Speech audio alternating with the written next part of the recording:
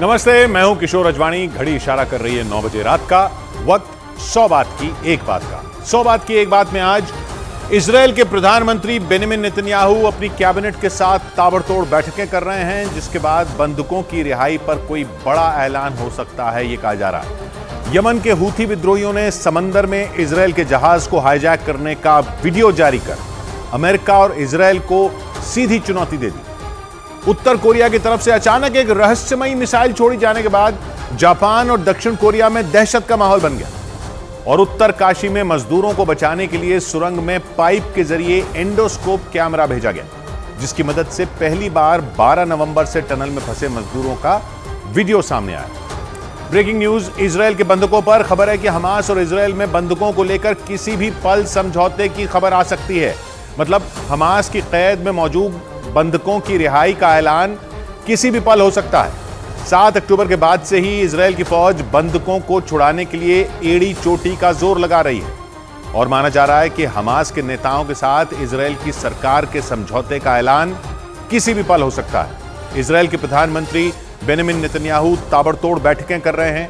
पहले war cabinet की बैठक होगी, फिर सिक्योरिटी कैबिनेट की बैठक होगी, उसके बाद नेतन्याहू के मंत्रियों की बैठक होगी और माना जा रहा है कि इन बैठकों के बाद हमास के साथ हुई डील का ऐलान हो सकता है। नीरज हमारे साथ जुड़ रहे हैं इजराइल से। नीरज, तो अब डील का इंतजार करें, ऐलान होना जल्द संभव है?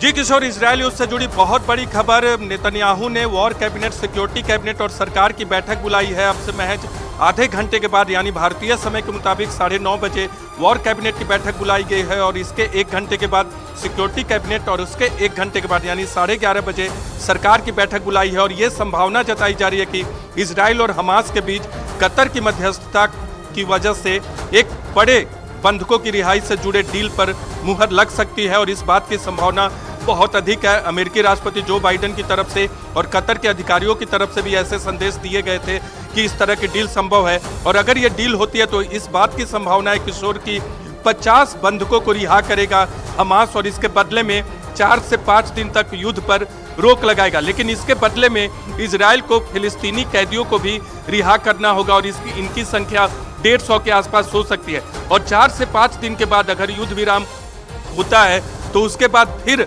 50 बंधकों को रिहा करेगा हमास। इस तरह की खबरें अब तक सामने आ रही है। जो बंधक रिहा किए जाएंगे उनमें महिलाओं और बच्चों की संख्या पहले अधिक होगी। तो इजराइल और हमास युद्ध से जुड़ी अब तक की सबसे बड़ी खबर है किशोर। देखना होगा कि आज की बैठक में क्या कुछ होता है। जी नीरज, जिसका मतलब ये कि अब लगभग ये तय हो चुका है कि हमास अपनी सुरंगों में मौजूद बंधकों को आज़ादी दे सकता है और माना जा रहा है इसका ऐलान किसी भी पल किया जा सकता है। मतलब किसी भी वक्त बंधकों को हमास की कैद से रिहा किया जा सकता है। और अगर ऐसा हो गया तो ये 7 अक्टूबर से जारी जंग का सबसे बड़ा टर्निंग पॉइंट माना जाएगा, क्योंकि बंधकों के मुद्दे पर पहले दिन से न तो हमास झुकने के मूड में है और न ही नेतन्याहू, बल्कि वो तो ऐलान कर चुके हैं कि वो जब तक हमास की कैद में मौजूद हर एक बंधक को नहीं छुड़ा लेते तब तक इजराइल की सेना गाजा से नहीं लौटेगी। और अब माना जा रहा है कि इस जंग का सबसे बड़ा फैसला हो सकता है, क्योंकि हमास के चीफ इस्माइल हानिया ने यह संकेत दे दिए कि वो बंधकों की रिहाई के मामले में बहुत जल्द ही कोई निर्णय ले सकते हैं, जिसका सीधा मतलब ये हुआ कि इजराइल और हमास के बीच समझौता हो सकता है। क्योंकि इन बंधकों में सिर्फ इजराइल ही नहीं बल्कि कई और देशों के लोग भी हैं, जिसकी वजह से नेतन्याहू पर लगातार दबाव बन रहा है। यहाँ तक कि अमेरिका भी उनसे सीज फायर की अपील कर चुका है और दुनिया भर के मानवाधिकार संगठनों का तो ये मानना है कि नेतन्याहू गाजा में फंसे लोगों की जान से ज्यादा तवज्जो अपने बदले को दे रहे हैं।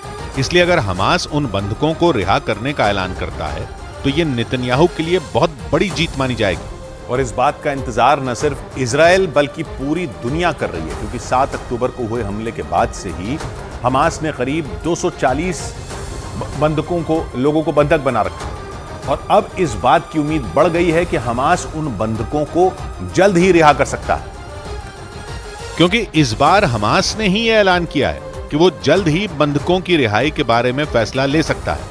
मतलब 7 अक्टूबर से जारी जंग के 46वें दिन इजराइल और हमास के बीच सुलह का रास्ता दिख रहा है। हालांकि इजराइल पहले दिन से ही हमास को यह चेतावनी देता आया है कि उसके लोगों को बंधक बनाना हमास के लिए खतरनाक साबित होगा और वो किसी भी कीमत पर अपने लोगों को वहां से छुड़ा कर रहेगा। और हमास के चीफ इस्माइल हानिया के बयान के बाद ये संकेत मिलने लगे कि गाजा से जल्द ही बंधकों को आजादी मिल सकती है।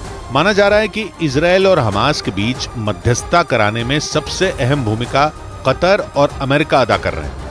अमेरिका के मुताबिक इजराइल और हमास के बीच अब गिनी चुनी चीजों पर ही सहमति बनना बाकी है, जिसका मतलब यह कि दोनों के बीच बंधकों को लेकर लगभग सारी शर्तें तय हो चुकी हैं।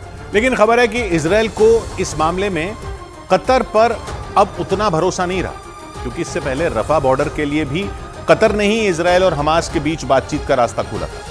लेकिन इजराइल का आरोप है कि उस बातचीत से भी सिर्फ और सिर्फ हमास का ही फायदा हुआ। और माना जा रहा है कि इस बार भी इजराइल को यही आशंका सता रही है कि कतर हमास के फायदे के लिए उसकी पैरवी कर रहा है। खबर है कि इसी वजह से इजराइल ने ICRC यानी international committee of the red cross से इस मामले में दखल देने की अपील की। बताया गया कि इजराइल की मांग के बाद रेड क्रॉस चीफ ने कतर में मौजूद हमास के टॉप कमांडर इस्माइल हानिया के साथ एक बैठक भी की, क्योंकि नेतन्याहू का आरोप है कि हमास के मददगार देश कई अंतर्राष्ट्रीय संगठनों के जरिए इजराइल पर दबाव बनाने का काम कर रहे हैं। और इसके पीछे वो ये दलील दे रहे हैं कि इजराइल के हमले की वजह से गाजा के लोगों का जीना मुश्किल हो गया है। जबकि दूसरी तरफ हमास ने इजराइल के 240 लोगों को पिछले 1.5 महीने से कैद कर रखा है। माना जा रहा है कि इसी बात का हवाला देते हुए नेतन्याहू ने इस मामले में रेड क्रॉस चीफ से दखल देने की अपील की, ताकि हमास की सुरंगों में फंसे इजराइल के लोगों को छुड़ाया जा सके। लेकिन नेतन्याहू की इस डील पर उनके अपने ही एक मंत्री ने उन्हें निशाने पर ले लिया। वहां के गृह मंत्री ने नेतन्याहू के इस फैसले को उनकी सबसे बड़ी भूल बताया और ये चेतावनी दी कि अगर उन्होंने हमास से किसी भी तरह का कोई समझौता किया तो ये दुनिया के सामने इजराइल की कमजोरी दिखाने वाला होगा और ऐसा संदेश देगा कि इजराइल ने आतंकियों के सामने घुटने टेक दिए। इजराइल के गृह मंत्री इतमार बेन-ग्विर ने सीधे सीधे शब्दों में हमास से समझौते करने के नेतन्याहू के फैसले को बेवकूफी बता दिया। इतमार बेन-ग्विर नेतन्याहू की बनाई वॉर कैबिनेट का हिस्सा हैं। यही वजह रही कि उन्होंने नेतन्याहू से ये अपील की कि वो हमास के आतंकियों के साथ किसी भी तरह का कोई समझौता ना करें, क्योंकि उनका मानना है कि ऐसा करने से पूरी दुनिया के सामने इजराइल का मजाक बन जाएगा और इजराइल की इज्जत पर धब्बा लग जाएगा। उन्होंने आशंका जताई कि हमास अगर बंधकों को छोड़ने को राजी हो भी गया तो वो इसके बदले में इजराइल में कैद अपने आतंकियों और फिलिस्तीनियों की रिहाई की मांग करेगा। मतलब उनके मुताबिक नेतन्याहू जिस समझौते को अपनी जीत मान रहे हैं वो असल में उनकी सबसे बड़ी हार साबित होगी, क्योंकि ऐसा करके वो हमास की शर्तों को मान लेंगे और इजराइल का रुतबा मिट्टी में मिल जाएगा। लेकिन आशंका जताई गई कि नेतन्याहू अपने मंत्री की सलाह को ज्यादा तवज्जो नहीं दे रहे, क्योंकि बंधकों की रिहाई को लेकर उन पर दबाव लगातार बढ़ता ही जा रहा है। इस मामले में उन्हें दूसरे देशों को भी जवाब देने पड़ रहे हैं, क्योंकि हमास ने जब 7 अक्टूबर को करीब 240 से ज्यादा लोगों को बंधक बनाया तो उनमें सिर्फ इजराइल के लोग नहीं थे, बल्कि कई और देशों के नागरिक भी थे। जानकारी के मुताबिक गाजा में करीब 138 विदेशी नागरिक भी हमास के कब्जे में, जिनमें थाईलैंड के 54 नागरिक शामिल हैं। इसके अलावा अर्जेंटीना के 15 लोग तो वहीं जर्मनी के भी 12 नागरिक हैं। इसके साथ ही हमास ने अमेरिका के भी 12 लोगों को कैद कर रखा है और ये सभी देश अपने नागरिकों की रिहाई के लिए नेतन्याहू से जवाब मांग रहे हैं।